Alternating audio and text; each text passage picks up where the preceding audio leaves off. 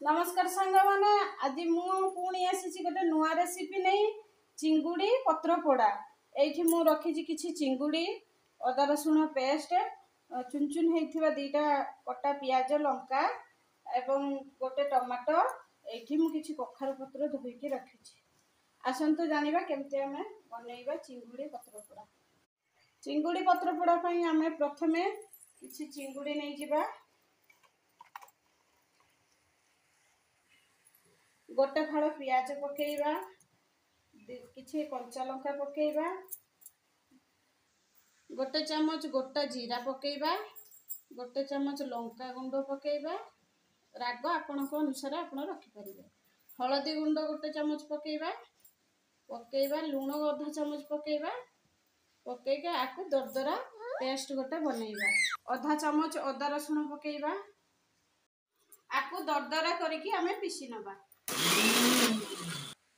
आकु आमे एमते दरदरा पेस्ट बनै दबा। वर्तमान आमे चिंगुड़ी रो मेरिनेशन पई किछि दबा बट एतिके जदी आपनको ठारे चिंगुड़ी रो दरदरा पेस्ट थिबो तो ताठू अधिक मात्रा रे आपण पियाज नेबे। पियाज कंचा लंका म इथे देली एटा दीटा बड़ पियाज टमाटो गोटे चुन चुन कोरी काटिची टमाटो पेस्ट एटी 2 स्पून पाखापाखी आम सोरिष बटा दबा तेल दबा। आमर 5 मिनिट हो गलानी मेरिनेशन कर रखा चिंगुड़ी छेचा को आम टिके कड़ारे सोरिष तेल पकई कषि आनिबा। आपण माने चाहिए एमती कंचा पत्र रे गोड़ेकी तावारे भाजी पारिबे। किछि सोरिष तेल आम देदेले तापरे आम रखिथिबा जो चिंगुड़ी मेरिनेशन को तेल रे ढालिकी ताके किछि समय पई कषि आनिबा।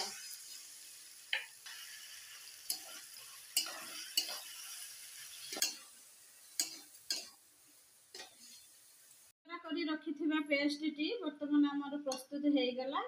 आक बेसी भजा भजा करिबेनी काहेकि ना कखारु पत्र रे मुया को गुड़े तावारे भाजीबा। जो कढ़ाई रे मु मसला करथिली सेइथिरे मु भाजी नेबी अल्प किछि तेल देई देबा। तेल देई घरनी काढ़ी देबा आको उल्टई पलटई भलो करी भाजी नबा। देखंतु एठी हमर प्रस्तुत हो गला चिंगुड़ी पत्र पोड़ा।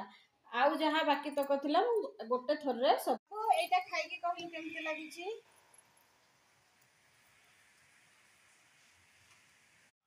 सांग माने आशा करूची आपनको ए रेसिपी टी भलो लागिथिबो। आपण याको थरे बनाई खाइबे।